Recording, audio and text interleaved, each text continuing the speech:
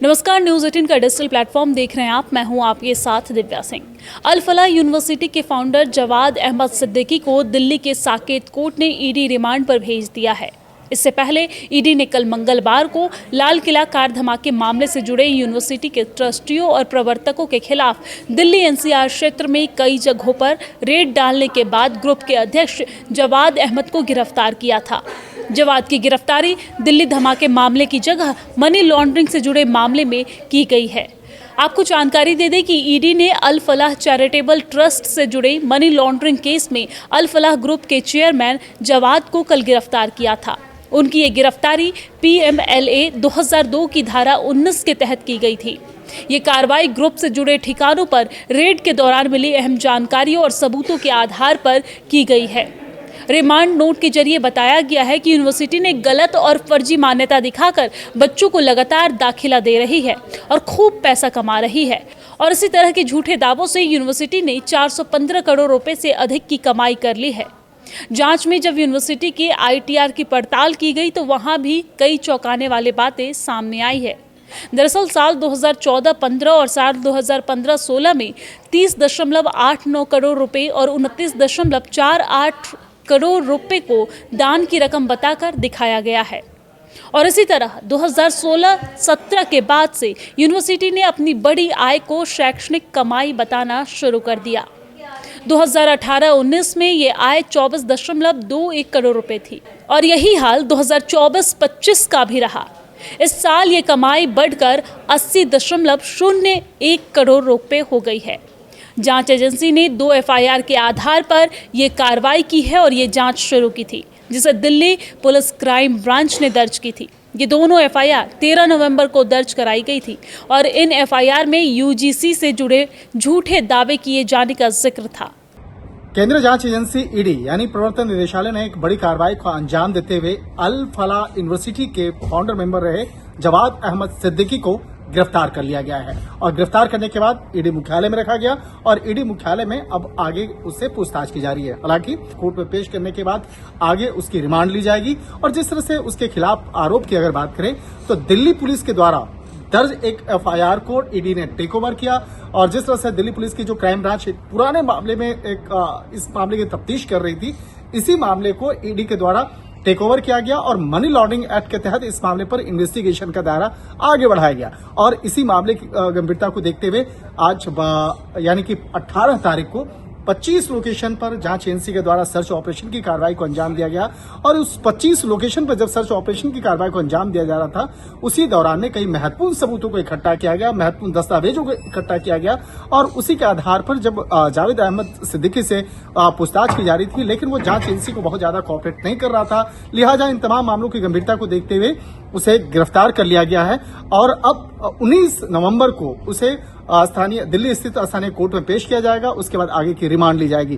कहा जा सकता है जिस तरह से व्हाइट कॉलर टेरर मॉड्यूल मामले में यूनिवर्सिटी का नाम आया, यूनिवर्सिटी से जुड़े हुए कई डॉक्टरों का नाम सामने आया और इस मामले में जब जांच का दायरा अब आगे बढ़ाते हुए दिल्ली ब्लास्ट से जुड़ा हुआ जा रहा है और ये जानने का प्रयास किया जा रहा है कि किस तरह से व्हाइट कॉलर मॉड्यूल का टेररिज्म के साथ में कनेक्शन है और दूसरी तरफ देखा जाए कि जिस तरह से इस मामले में जो यूनिवर्सिटी से जुड़े हुए फंड और इसके साथ साथ जावेद अहमद सिद्दीकी से जुड़ा हुआ जो मनी लॉन्ड्रिंग का मामला है, इसको भी एक साथ में इन्वेस्टिगेट किया जा रहा है। तो कहा जा सकता है कि आने वाले दिनों में इस मामले पर कई लोगों की मुश्किलें बढ़ सकती है। दिल्ली पुलिस ने भारतीय न्याय संहिता के तहत धारा 318(4), 336(2), 336(3), 336(4) और 338 और 340(2) के तहत मुकदमा दर्ज कर लिया है। FIR में ये आरोप लगाया गया था कि फरीदाबाद स्थित अल फलाह यूनिवर्सिटी ने गलत तरीके से NAAC मान्यता देने का दावा किया। यही नहीं, यूनिवर्सिटी ने UGC के सेक्शन 12B के तहत मान्यता होने की झूठी जानकारी भी दी ताकि छात्रों और माता पिता और आम जनता को गुमराह कर आर्थिक फायदा लिया जा सके। इसी बीच UGC ने ये भी साफ कर दिया है कि अल फलाह यूनिवर्सिटी सिर्फ सेक्शन 2F के तहत एक स्टेट प्राइवेट यूनिवर्सिटी के रूप में लिस्टेड है और उसने कभी भी 12B के तहत मान्यता के लिए आवेदन नहीं किया है। आपको ये जानकारी दे दें कि अल फलाह चैरिटेबल ट्रस्ट की स्थापना 8 सितंबर 1995 में हुई थी। जवाद अहमद सिद्दीकी पहले दिन से ही ट्रस्टी रहे हैं और वही असल में पूरे ग्रुप को कंट्रोल भी करते हैं। यूनिवर्सिटी और उससे जुड़े सभी कॉलेज इसी ट्रस्ट के अंतर्गत आते हैं।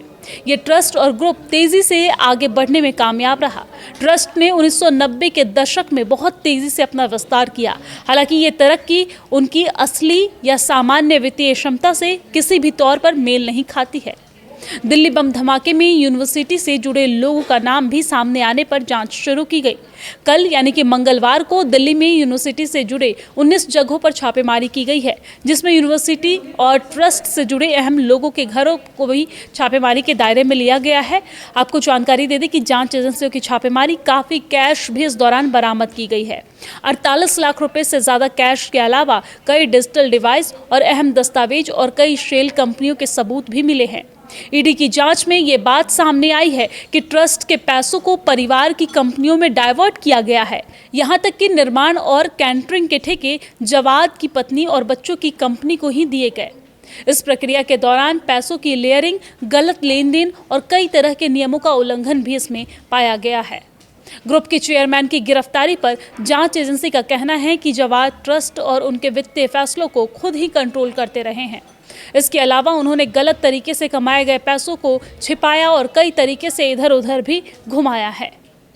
अब देखने वाली बात होगी कि ईडी के रिमांड पर चले गए हैं यहाँ के संस्थापक। पूछताछ में क्या कुछ बातें सामने आती है, क्या कुछ जानकारी सामने आती है, क्योंकि ये सिर्फ दिल्ली ब्लास्ट से जुड़ा मामला नहीं है, ये गलत तरीके से कमाई को दिखाकर और उसे आगे बढ़ाने का भी मामला है।